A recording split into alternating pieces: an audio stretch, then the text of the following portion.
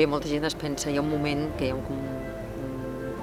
una transmutació de personatge, no? I jo estic a la part interior de l'escenari fent la veu i hi ha un dels actors que representa que sóc jo transmutat amb ell. No? I aquest playback és real, el fem en directe, cada dia.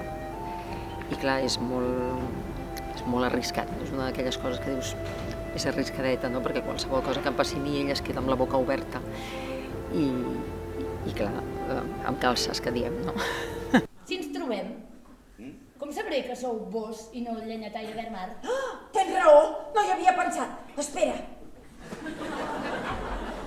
Aquesta peça de roba sempre al voltant del meu coll servirà perquè em distingeixis. Ha!